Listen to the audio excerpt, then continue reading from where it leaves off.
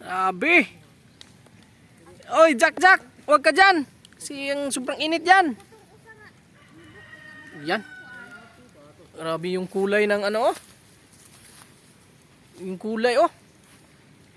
Kulay na orange.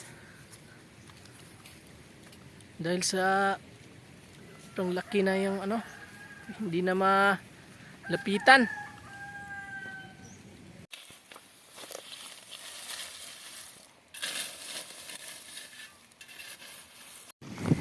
Ayan ang mga ka-NV, magandang umaga. Ayan, meron tayong ganap ngayon. Ayan yung kapatid ko.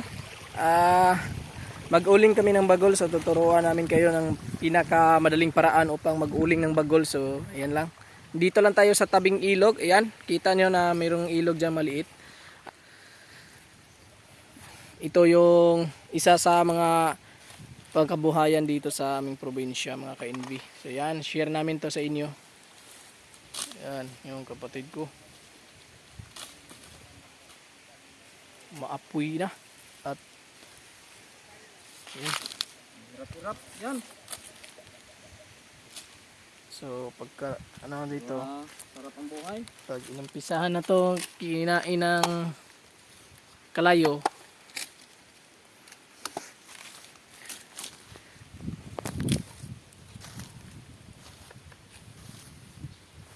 yan lang. Pwede nyo to gayahin lang, nandyan lang kayo sa ano, pag merong tubig sa ano lang nyo, tabi. Yan, pinaka basic to. Anyan lang mag-uling ng bagol. So noon napakatagal kasi kailangan pa ng baril o maghukay ng yuta pang doon ihulog yung mga bagol at sa kasindihan. Pero dito, ito yung pinaka madali. Ngayon, grabe. Sobrang bilis lang to. Mga ka-NV na mag ano.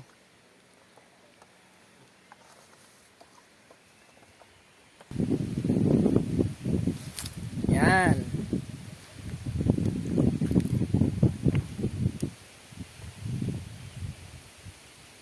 Ito.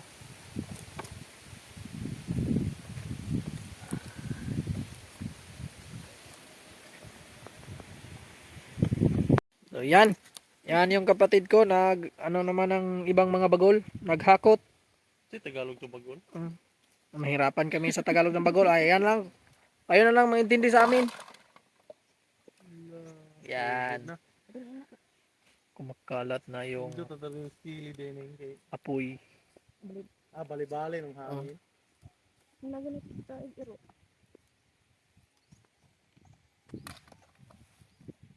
Tayin lang natin to na lumaki yung apoy, guys. Yung apoy. Apoy lumalaki. Laki.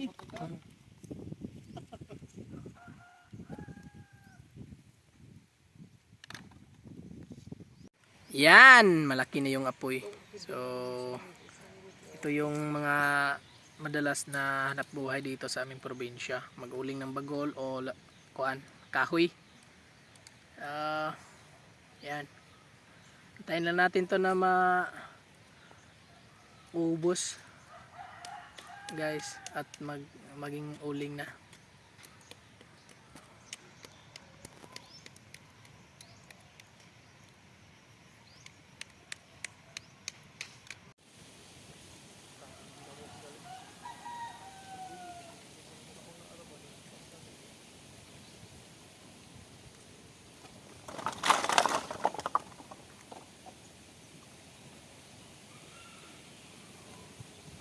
Dito lang tayo sa layo kasi yung apoy nagagalit na.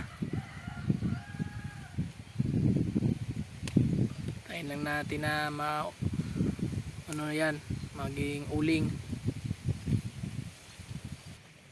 Yun. O yun, oh.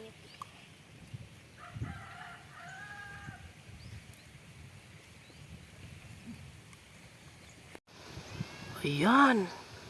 So ang init na. Dahil yung hangin dito ano, yung parang limbo, parang alimpulos yung hangin dito. Hindi isa yung direction sa hangin. So So paikot-ikot lang kung saan patungo. Yan, mga ka-invi, yung asawa ko. Sasama siya sa vlog namin.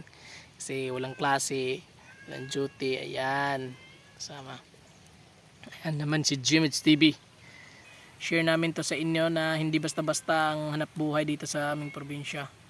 Ganito yung madalas naming hanap buhay. Mag-uling ng bagol o mag-uling ng kahoy. Yan, dinagdagan na naman ng aking kapatid. Yan, sobrang na yung init. Dito lang tayo sa layo.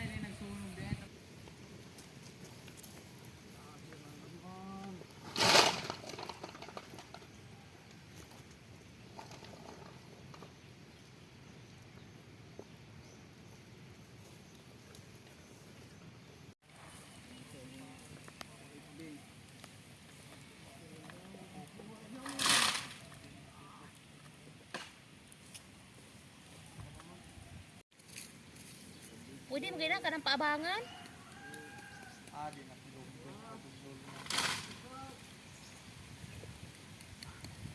Sabi magsigig post nga para sa kasal. Yan, grabe ang init.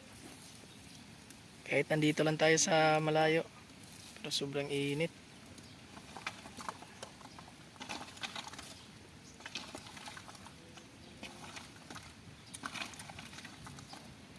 Malapit na yun maging uling lahat. Kailangan ng lagyan ng tubig para hindi maging abo.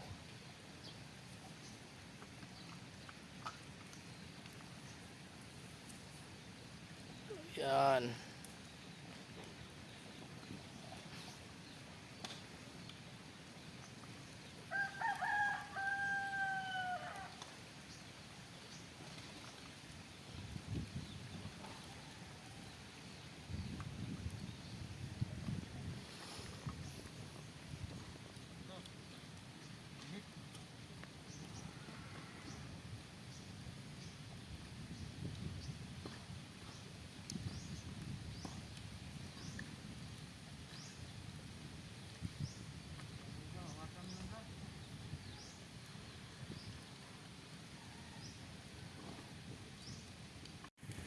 Yan, galit na yung apoy. Grabe. Ang bilis. Kapag kapag baril yung ginamit dito guys, sigurado hindi to matapos ngayon. Kahit na isang araw pa, hindi matapos. Pero pag ganitong diskarte, ayan, mga 2 hours lang pwede na to maging uling na. Yan, laki na. Grabe, laki na yung apoy. Yan yung kapatid ko, kawawa naman. Pero ganito talaga kapag nandito sa probinsya, kailangan mong matutong mag ganito. Lalo na maraming mga lubi dito, maraming mga niyog. Ayan, ito yung ginawa namin, ginawa ng aking kapatid. Isa rin to sa mga pinagkukunan ng pera, ng hanap buhay dito. Yung pag mayroon namang iba mag-uling ng kahoy. So ito, nag-uling ng bagol. Ayan.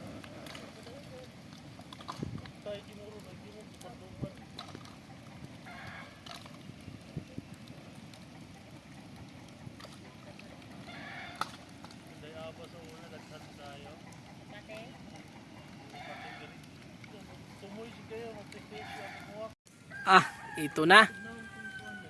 Grabe. Oy, Jack, huwag ka dyan. Kasi yung sobrang init yan. Yan. Grabe yung kulay ng yung kulay oh. Kulay na orange. Dahil sa sobrang laki na yung ano, hindi na malapitan. Ayan. Kulay orange na yung apoy.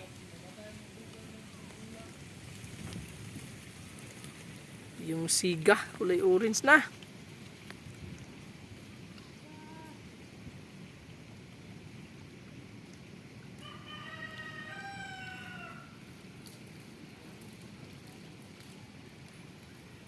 Yan, patidap mo sa tabi.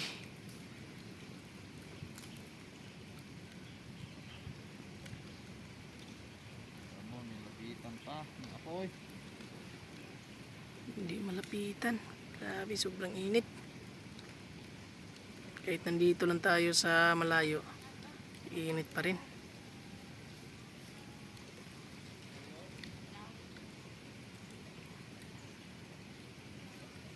Yan. Ganyan lang.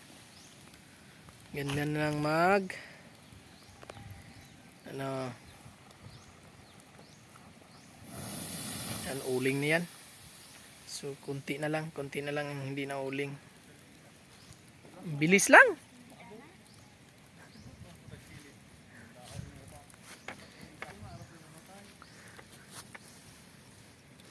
Walang ano lang. Medyo madali lang siya pero ang init, mahirap pa rin. Pero ito lang ang pinakamadaling paraan sa pag-uling ng bagol sa ngayon. Kasi noon, nalaman ko noon na hindi yung mga nagtimbang ng bagol, hindi sila papayag na ganito. Gusto nila yung nasa baril o nakahukay sa yuta. Pero ngayon hindi na. Pwede na. So ayan. Kanang tunga na yung baga na kayo ng tunga na yung. Uling na kayo ng tunga na kalayo pa. Kanang tunga gining oh. Luto na.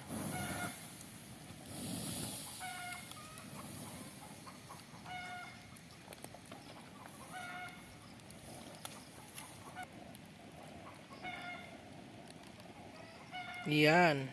Yung nasa gitna, uling na yung sa gitna. So, kailangan lang na patayin yung apoy. Para hindi maging abo. Sa gilid na lang yung mga may natira na hindi pa uling.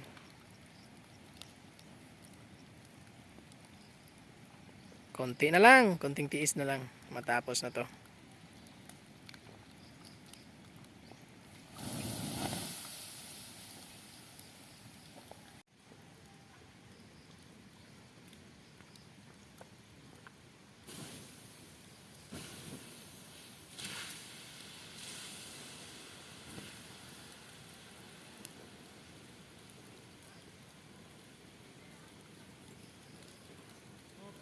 So yan na. Yan na mga kanegs. Ito na, ang dami ito kanina. Pero ayan, ngayon konti na lang. Baka pumutok yung bato. Baka pumutok yung bato ning. So yan, uling na. Ito mayroong konti. Pero susunod na lang yan kasi marami pa siyang bagol. So ngayon, ito lang muna.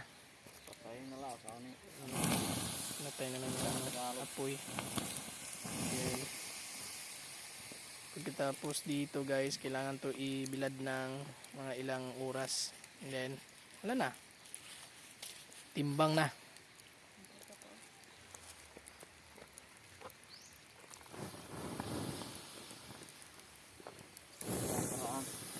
Minyak namin. Para mahinsang natin. Ito na yun.